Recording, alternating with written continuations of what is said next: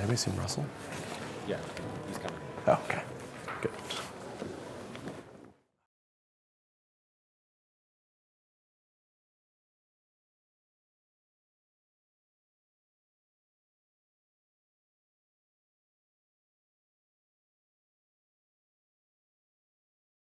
About 43 minutes, and we might cut that a minute or two early so we can beat the other group. So if we hear applause, it may be a quick cutoff. So for anybody answering questions, you might want to just draw it out without saying anything until the pause hits over there.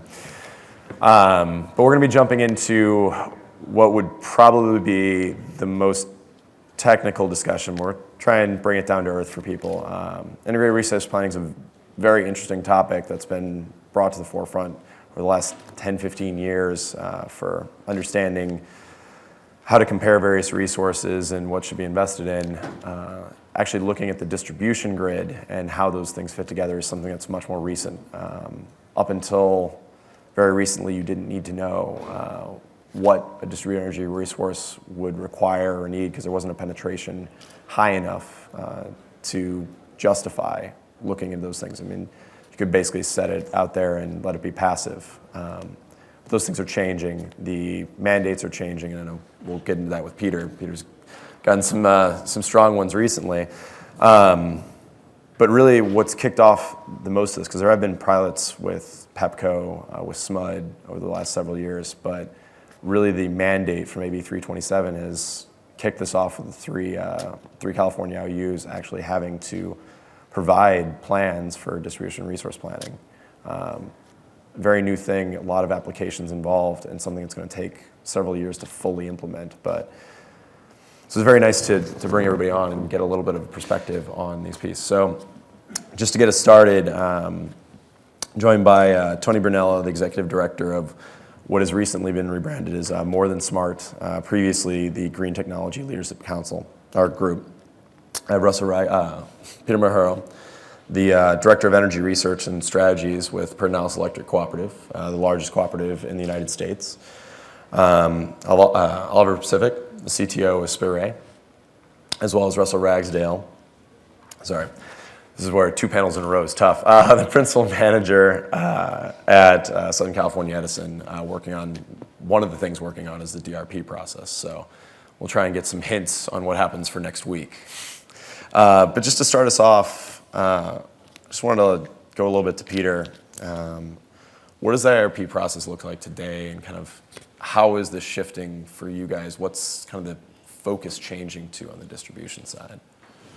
Thanks, Ben, and I guess, last panel, so I get to be the first guy to speak. But just a little bit about Pedernales Electric Cooperative, largest electric distribution co-op in the U.S., covers most of the hill country in Texas. We're in ERCOT as a market, about 270,000 active accounts. We're growing at about 5%. Everyone's moving to Texas, so it's pretty big. And that causes a lot of changes in the way you do your traditional planning. Typically, an integrated resource plan, and most of the times you don't even find distribution co-ops, for example, doing a resource plan. But as we see what the future looks like, it's in our charge to really look at how we would approach this. So rather than the typical, this is what you forecast your load to be, and then you go out there and look at what are the new resources, what are some of the variables, environmental issues you got to look at, put them in, and then get what your new resources are going to be. All of a sudden, we have to stop and say, what if I had 2%, 3%, 5% penetration of solar, for example, or what if there was a solar and storage combination? What does that look like for us? So I'll give a good example. In Texas, the way your peak is set by ERCOT is based on the average of June, July, your peak for June, July, August, and September. It's the 4 coincident peak. That creates your peak for the following year. So in theory, one of the things you want to do is keep that peak really low in those 4 months. Right now, the system-wide offer cap, as in the highest amount you would pay to buy power on the market, is $9,000 a megawatt hour. That's a little bit concerning. It doesn't take too much of those $9,000 hours for you to go out of business in a way. And so you have to think, how do you do your integrated resource planning? So one of the things that we began to do and start to think about is, how does distributed energy resources actually help versus, as people say, utilities are against it, for example. We actually embrace it because we realize that bringing down the peak, it allows us to save money on energy. Cost of transmission is $45 a kW and going up, and all these different factors. At the same time, it allows us to really think twice about, do we really need that new asset that we might be thinking about based on the traditional way of thinking. So the new ways of thinking, it's become a little bit different in terms of we have to factor in and model what does it look like as you think of different penetration levels. I'm going to pick on Russell. I'm sure you've explained AB 327 several times. We're not talking the net metering portions, but for you guys, what's kind of been brought upon you to get going? Like, what applications are you actually focused on moving in these processes? Well, Assembly Bill 327 established a requirement that the utilities in California submit a distributed resources plan that you mentioned earlier by next week, actually. So hard at work on plugging away at that. It's going to be my bedtime reading for the next 2 weeks. I'm super excited about it. Yeah, that's a good time to read it. And so really, I think what the distributed resources plan is a game plan. It's a game plan for the utilities to modernize the grid and to start to integrate distributed resources into distribution planning and operations. And so within the guidance that the Commission provided for the distribution resources plan, there's many, many sections. But some of the highlights are a set of tools, analysis tools, that allow or that will provide for utilities to evaluate capacity on the system for DERs, a locational benefits methodology that allows or that's trying to determine kind of the value that resources can provide kind of up and down the grid food chain, so at a transmission level, system level, and then moving down towards a distribution level. As Peter was mentioning, how can you leverage distributed resources to meet needs kind of throughout that spectrum? And so that methodology provides somewhat of a framework to be able to understand how that can happen. The plan also identifies some areas where data sharing amongst utilities and third parties can be utilized to kind of provide increased benefits from DERs or increased opportunities to leverage DERs to meet these values. And then several times in the Commission's guidance, they do ask utilities to identify specific investments that are needed to modernize the grid. I think our Commission recognizes and the utilities recognize that in order to kind of fully integrate DERs into planning and operations, there needs to be some technology and some modernization efforts that can support that. And so the distribution resource plan is a great first step towards creating those frameworks to enable that. Okay. And so, Tony, I know you work a little bit less granularly than Russell does, mostly talking policymakers and regulators. For you guys, I know you're pushing these concepts in a variety of states. What's kind of the key positions? Obviously, California's delineated them, that you're seeing uptick or focus on outside of California. Well, I think one thing in California I think is interesting is just talking about even on this bill that was passed in 2013. You've gone from 2 years ago where it was slipped into a bill that was largely about net metering to today where the governor is actively asking about how will these plans help open up the pipeline for more DER in the future. That's kind of unprecedented. And so right now the discussions around solar and our 50% targets are really going back to talking about how do we make the grid a way that will enable more DER of the future. So I think California right now has gone back to the basics because the other side that I think is happening all across the country is that there is a strong desire for folks. They want to immediately know where can you optimize DER across the state. Give us the data, utilities have it, let's roll. And I think what people are coming back to is a sense that this is a stepwise approach. We don't really have any of these distribution grid plans. And so I think both in California and as we're seeing in many states, I think New York and Hawaii are some of the leaders. Minnesota is just coming out as well as other states of what we've identified as sort of this walk, jog, run framework. And it really depends on where each state is of their greenhouse gas goals, where DER penetration is happening in the state, and just information that's available. But in each of these states, we sort of framed a walk aspect is exactly what Russell was just talking about, and Peter, in their states of just figure out what's the capacity of the existing grid. It's not rocket science, just open it up, figure out what the capacity is, figure out what DER can be provided, and over time you can move to a jog component where you start talking more about markets, and eventually you need to get to a run stage where distribution grid planning is linked with other state processes that have already existed. You need to try and have some new markets. And then third, you need to talk about the things that John Wellinghoff and others were talking about before, is this new DSO structure. So what we see is it's pretty similar across the country, that there's a stepwise approach of how states will go through this walk, jog, run, just for lack of a better word.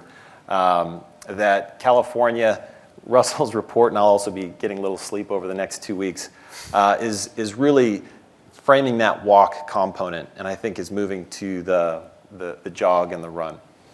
I think one important thing to mention there is most utilities are, in that analogy, in crawl mode right now. So just to add that. I didn't say that. I get to say these things, luckily.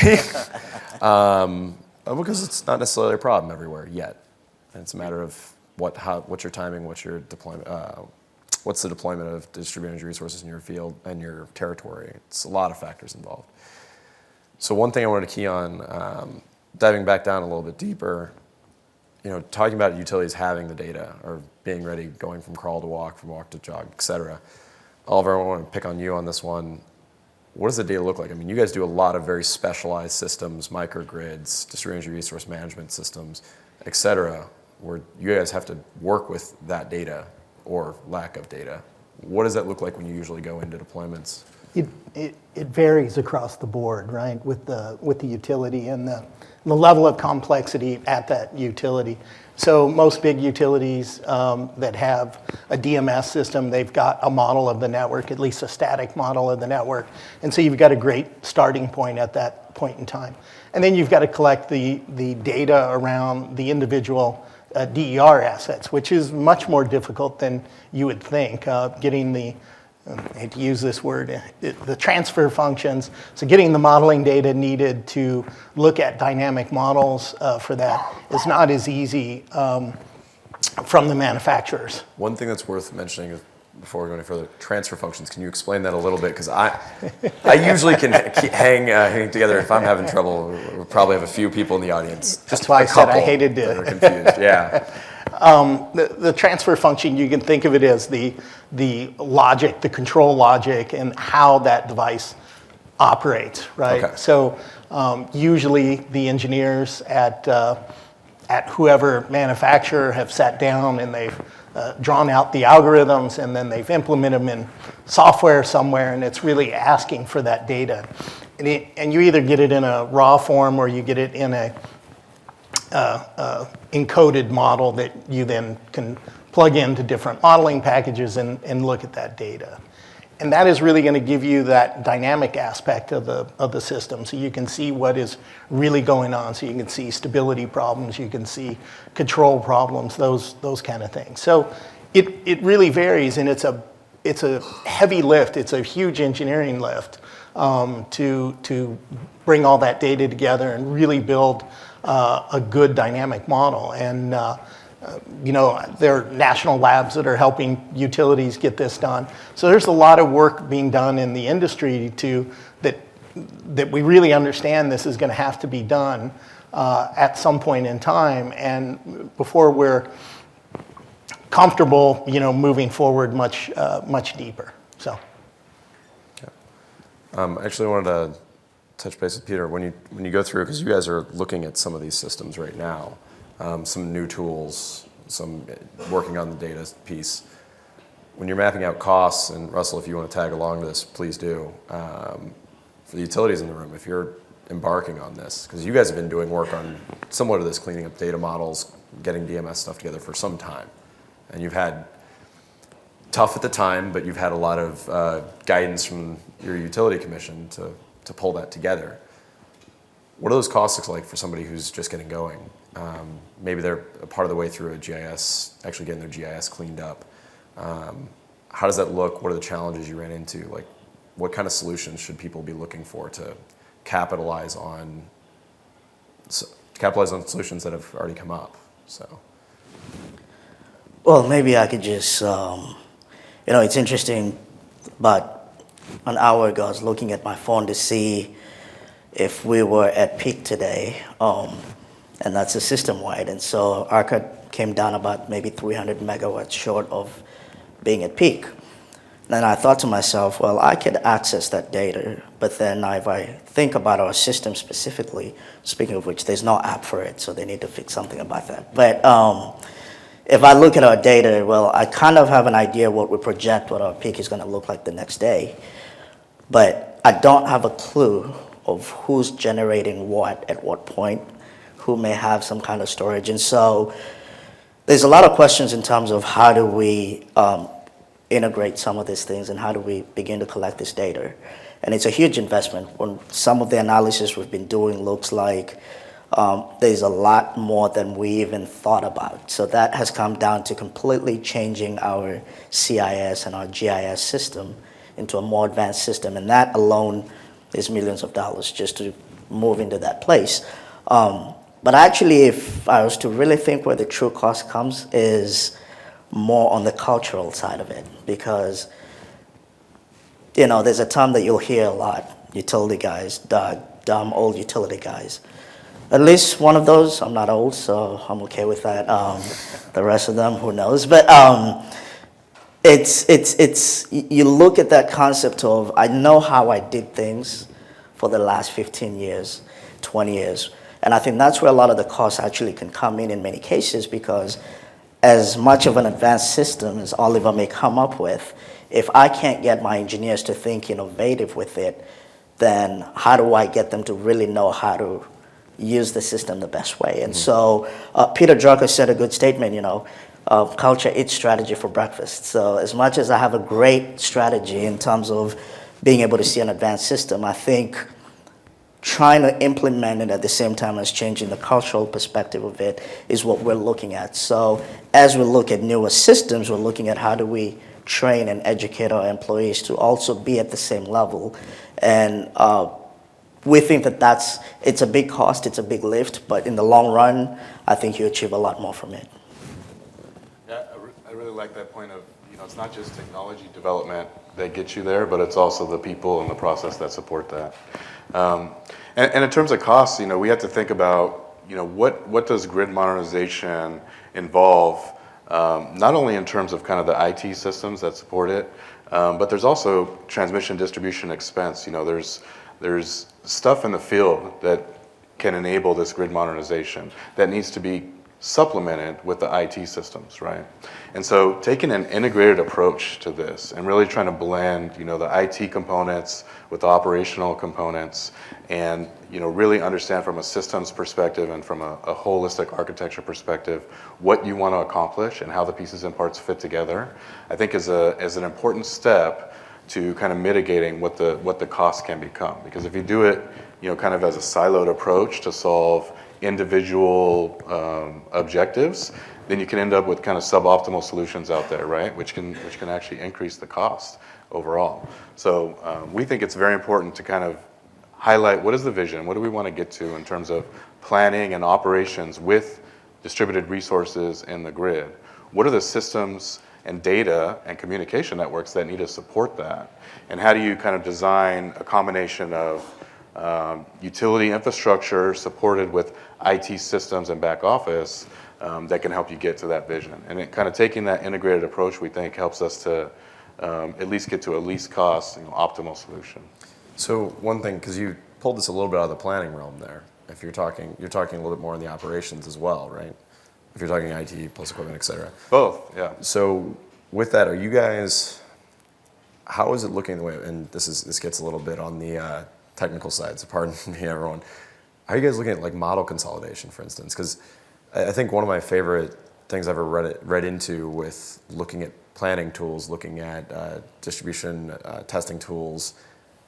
I think I looked at LIPA at one point when they were still LIPA, and they had 11 different tools to evaluate distribution feeders, or 10 there's one for transmission, 1 for transmission, 10 other tools. that's a lot to maintain, and that's a lot for engineers to know how to work with.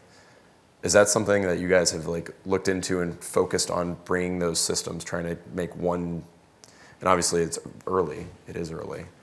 Are you guys looking at bringing those into, cutting that down? And kind of how's that cut down process worked through for you? Absolutely.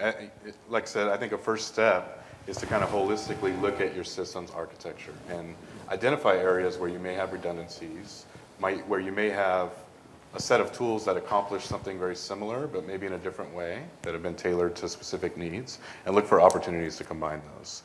And if we can align everyone on a similar objective that we want to accomplish, then you can build what you need to get there, right? And so there is a cultural people issue that goes along with that, right? So building a technology and getting kind of organizationally a set of tools that can support that, that needs to be complemented with training and developing of skill sets and processes around those. So I think if we don't take the big picture approach to solving it, then you get, like I said, you get suboptimal solutions, you get more expenses in areas. So it's important to kind of take a step back at the beginning and make sure that what we're doing and the vision that we have is comprehensive. Yeah. One thing on that as well, I think, is as this is a real opportunity, not only in California, but all the states that are looking at this, as they're looking to restructure internally of how their companies are addressing and organizing different systems, is as a state, we're very focused on greenhouse gas emission reductions and renewable targets. So one of the first things that we did as More Than Smart with the working group we led last year was you needed to first actually get people on the same page across the IOUs on what scenarios were being used, what were the long-term goals. And that's a real opportunity for states or others looking at how to move this in other areas, is that you really need to step back not only within a company, but looking across the companies as you're trying to upgrade the overall distribution grid of how to walk people through that process of what is the existing capacity, where are the DER opportunities, and where we go. And that's what I think we're excited about, because we're seeing it happening across the state. I know there was a questionnaire this morning of which states would be looking at different rate proceedings. We're much more optimistic the way we're looking across the U.S. that there's this stepwise approach that we see many more states will take. It's really, as more DER comes into a grid, it really makes sense. It's non-confrontational. It's technology agnostic of just looking at what are the services that are required to provide resiliency, reliability, all these things which are standard across the utility. And so, again, I just pushing that it's a real opportunity, and we see it being replicated across the country. Well, and it's step one. I don't think anybody disagrees with. It's not crazy. Now you get into that, and I'm going to use Rev as my example. Track one isn't something that's scary to anybody, because technology is people. It's scary to the, as you'd say, Doug's potentially, and it's scary to people getting those. If you're in step one, it's a lot to bring in. But that track two stuff, that's where it gets nasty quickly. How to actually price those services, how to actually design reliability credits, those things. So I just want to make a note on that. This panel, we could go on with that for 3 years, and I think that's going to be the most interesting things that comes out of second half is the initial guidance from New York, the initial guidance from California, and how do you actually price these things? Because it's tough. Well, and that's a lot of what, as folks who haven't done much on it yet, we're looking at what are other folks, what have they done, because a good example are planners. They're great with Simon. They know how to use it. And then now you throw in a solar scenario. They're like, oh, different, module they got to throw in there. And then I'm like, okay, there's storage and this. But I got to get them to stop thinking that and maybe take a step back and think, what does the thing look like? And that's where it could get nasty, because then you jump too quick to try to address one solution while there's about 10 others that you still, and then you build on this system that in the long run is not as efficient. So I think taking that step back and looking at it and really helps with moving a lot forward with it. Yeah, and I think one of the big things there for utilities, and when you start to look at some of those software packages for modeling, so whether SIME or anybody else, a utility puts a lot of investment on getting that data into that model. And some of the earlier panels we were talking about communication protocols and standardizing. Well, the problem in these models is none of the data models are standardized. So get it into one package, and if you want to move to another package, it's a whole manual process. It isn't necessarily an automated migration. And really, maybe as the utilities should push the industry in that and really think about a data model. So as we look at things coming forward, when we're looking at the new economy of energy and what some of those models, the DSO model may look like, having standard power models to work with, so we can have standard models from the market mechanisms and tie those in and really get a full simulation is probably one of the things we don't talk about enough is really that data being stranded at the model level and the investment that is made to bring that model up to speed. Yeah.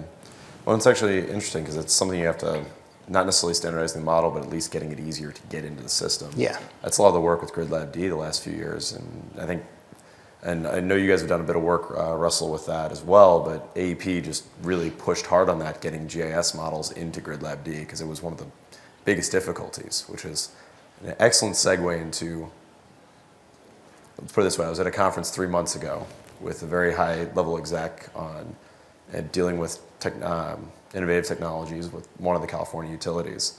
As I saw a presenter up the stage say, we're ready to go. These tools are ready to go.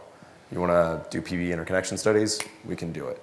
You want to know what type of equipment you can put on the grid to integrate things?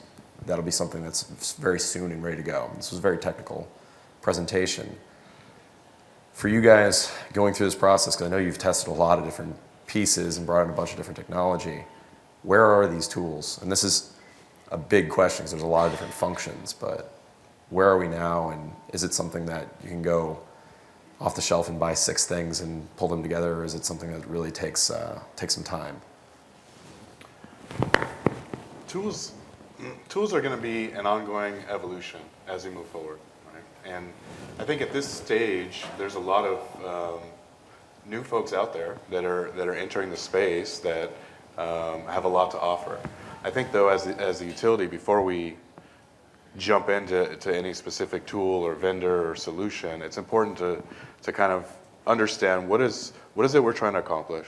What are the specific business requirements and specific roles that need to happen in order to get us there, right?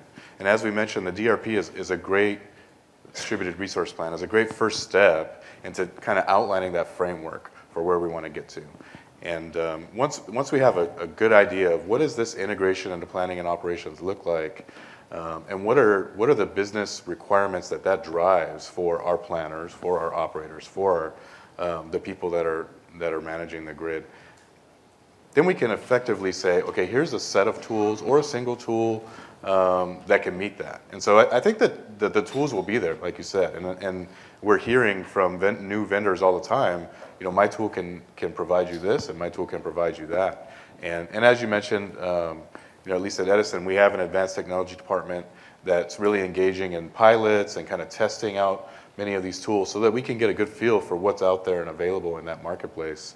So that when we're ready to pull the trigger on these tools, we can do it in an intelligent fashion. We can make sure that they're providing the specific needs that we have and can actually, right away provide value in understanding and accomplishing what needs to happen for this plan and for the objectives of our commission and our state. But some existing tools can be slightly upgraded or modified and get us there in the short term.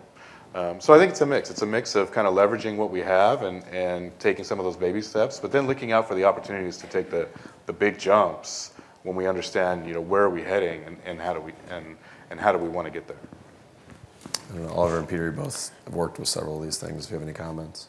I mean, it's just a simple comment, and I really agree with Russell on his point. But one of the things that you'll always realize is you've got an investor-owned utility, you've got a union, you've got a co-op.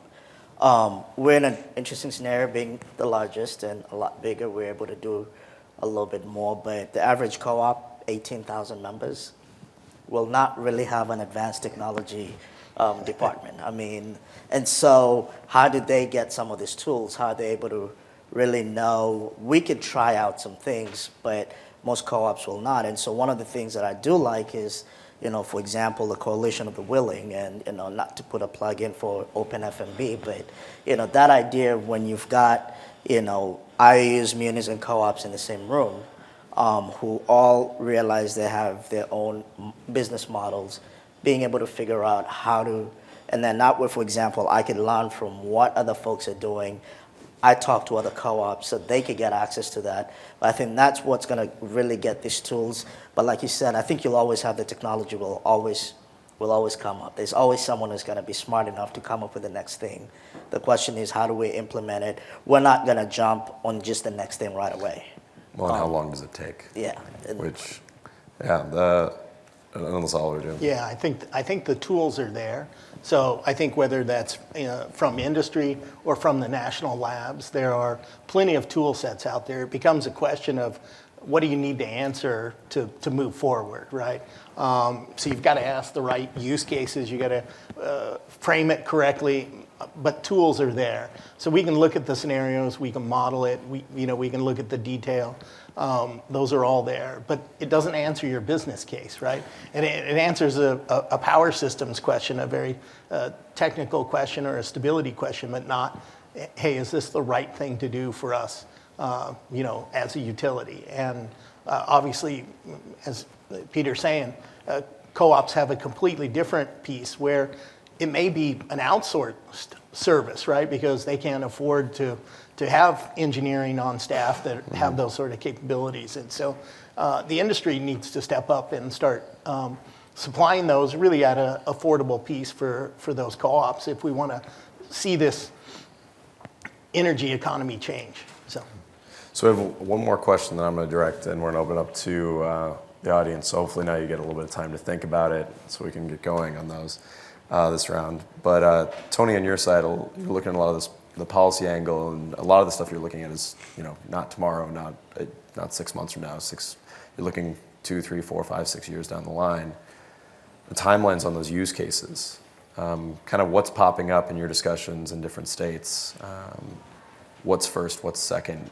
How do we need to kind of progress through? Because getting to, understanding distributed VAR control is something that's going to take a lot longer than local substation capacity constraints, right? Yep. So how's that kind of shaping up with the discussions you're having? Beer is being served soon, right? Beer is being served soon. Yeah, yeah. I can see our audience here. I think the most important part in my mind is sort of what Russell was talking about, and using California as an example was, if anybody's paid attention to our greenhouse gas program there, it was clever. So they did a pie chart, and in that pie chart basically was cut up to figure out where we're going to get our reductions of greenhouse gases across the state. They set up timelines and they moved. If you look at the distribution grid effort, it helps, and I think this is the way different people are looking at it, is that we kind of have a black box of what's on our distribution grid, and we need to figure out where are the best places for DER over the future. Russell and the other IOUs right now are really looking at how are we going to frame that dynamic pie chart for DER over time.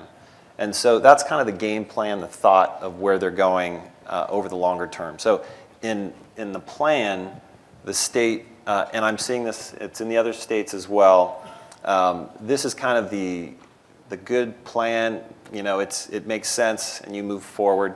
The first year is really looking at, as Russell already laid out very clearly, of just the capacity, moving to how you value new services, moving to markets in the DSO. So it's really, each of those are kind of broken out in California in 2-year cycles. And it also fits with that walk, jog, run.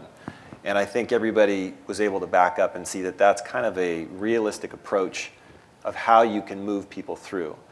With that said, every state has the emergency of the day. Rates are the hot topic right now when you're going to go into our PUC. That is the big issue. Net metering is coming up. You name it, and it's just going to keep coming. And so the way we see it in each of these states is here is an area to try and get some cohesion of how you move people through of where do you invest more in the grid, where is the best pie chart for DER and have that as sort of a plan. While there's going to be general rate cases, there's going to be trying to have linkages with other state programs and plans. So in terms of a time frame, I think this 5-year plan is kind of where it's headed, at least in California. But I would expect in the next 6 months, and that's my final thing because I know we're ending here, is as many of you that can take part in the New York, California, Hawaii, other proceedings, it's pretty essential to get this innovation and insight to think about how to structure these proceedings. And I think as the DRPs come out in the next week, that's a big deal in California. So I encourage folks to see what's happening there. My only plug, morethansmart.org. You can check out where that's going as well. So. And I would actually say not just a big deal in California. I mean, this is one of 2 approaches to getting new technologies out. Either you need to model it and be able to direct it, or there's the other way, which is much more risky, which is not something PUCs tend to like, and it's not something that any utility tends to like, because you got to do this on the cheap. Otherwise, it's deploy a bunch of equipment, and it'll probably create a return on investment. If it lasts, it'll probably do that, but there's not a lot of certainty behind that methodology. So this first option tends to be what is being talked about. I'm actually interested in New York. At some point, this conversation has got to get into the REV documents much deeper, and that's like one of the few technology pieces that just wasn't mentioned so far. So with that, I think we have time for one question, and I will point out if it's a long one, you're going to get leers from everybody except for people up here. Maybe Tony.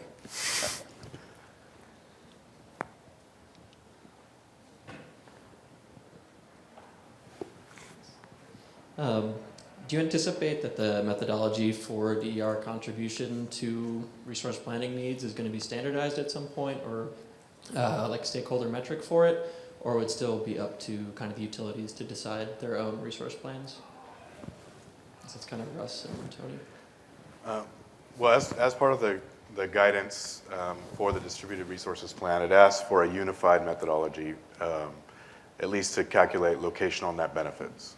So we do expect that there's going to be, there's an expectation that there's some alignment across the utilities when it comes to that methodology.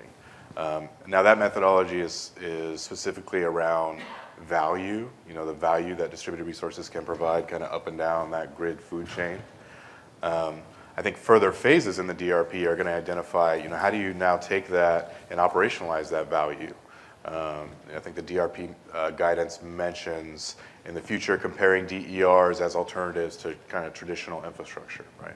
So those are the kind of the future phases that we see. But there are areas such as that methodology that our commission has asked to be unified across the utilities. So I think that there will be some alignment when it comes to how we implement that. All right. If somebody has a question that is less than a 2-sentence answer, we have enough time for that. I'm going to ask fewer than 5 words. And for Russell, it'd be more of a future-looking, like, what would you recommend for people?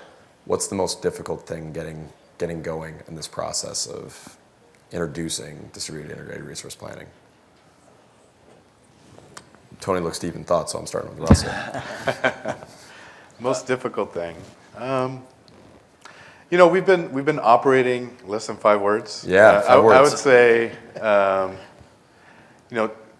evolving from the current processes, evolving from the current regulatory processes around DERs. I don't know if that's less than 5 words, but So it's giving a direction to what needs to be invested. evolving from how we've done things up until this point is going to be challenging. All right, Oliver, we already have one fail on 5 words. Can you think you can handle it? Standardization and business models. Okay. I said it earlier, culture. Culture, okay. We. No, I want to say that. It's Muhammad Ali line. I think it's political direction from the top. Okay. It's very interesting. It's not something, because I hear a lot of times it's technical constraints, the difficulties getting data together, and I'm taking more than 5 words. I'm breaking my own rules. So with that, I'm actually going to say, let's thank these guys.